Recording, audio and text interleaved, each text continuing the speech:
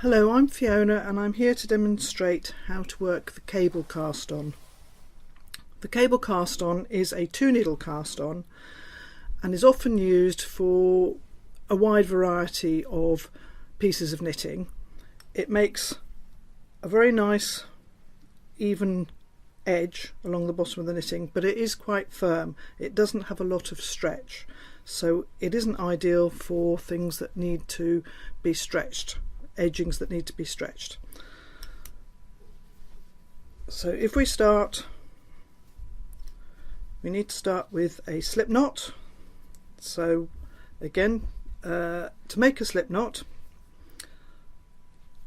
I wrap the working yarn over the top of the tail yarn, making a loop, and then reach through the loop to grab the working yarn to make a loop, which will then put onto my left needle, and by pulling on the working yarn I can tighten up the knot.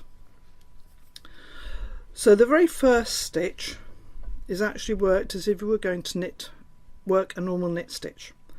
I go into the stitch, take the yarn around the point of the right needle, pull a new loop through, and then holding the needles more parallel to each other, bring the point of the left needle round so it can enter the stitch from the front, which is called twisting the stitch onto the needle.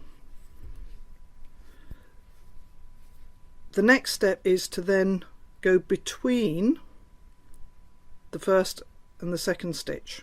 So I'm now putting my needle between the two, and I actually wait until I've replaced my right needle before I tighten up the yarn.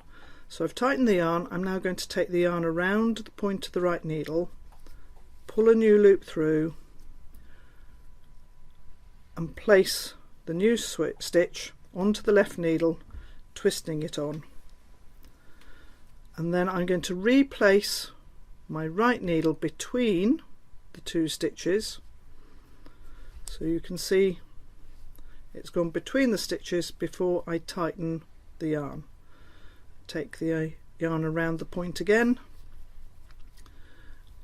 and I bring the left needle round to the front of the stitch so that I can place the stitch on the needle as a twisted, what they call a twisted stitch. The reason for placing the stitch onto the left needle in this way is that it is then correctly mounted on the needle when you knit the first row. So again, take the point around the needle, bring a new loop through,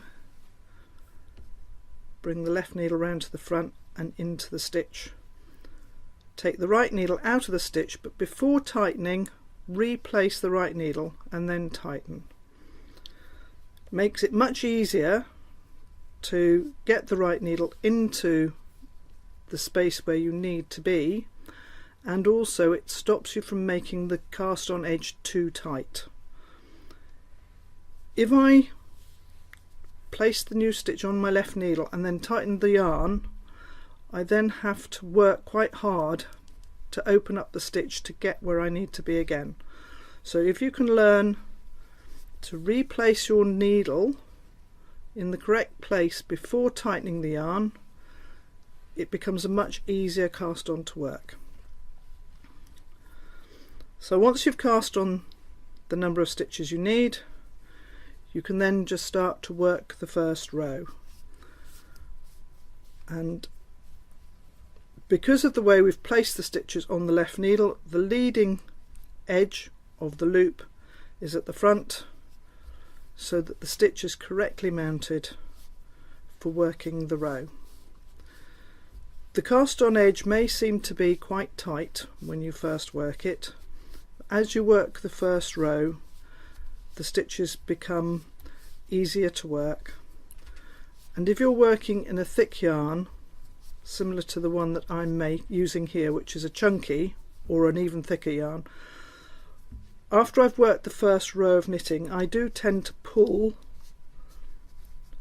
my cast on just to stretch it out so that I don't have a gap between my cast on loops and the knitting. I'll just work another row and then you can see what the cast on edge looks like once you've got a couple of rows worked.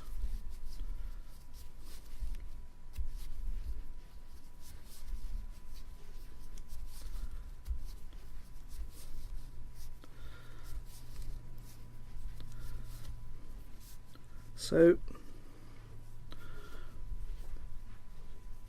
when you're looking at the knitting this way round, where the tail end is at the opposite end to the working yarn, this would normally be regarded as the right side of the knitting, so that you know that I'm about to work a right side row.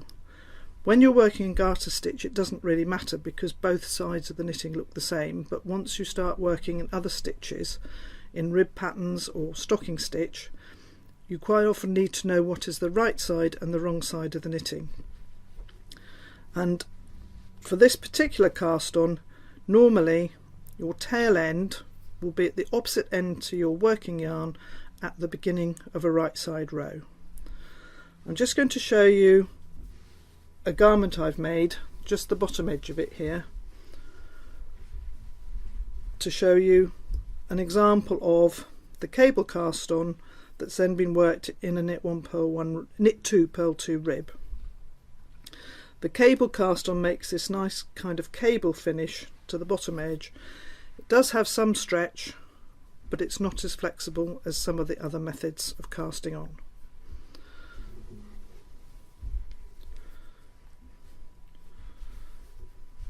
So that's how to work the cable cast on.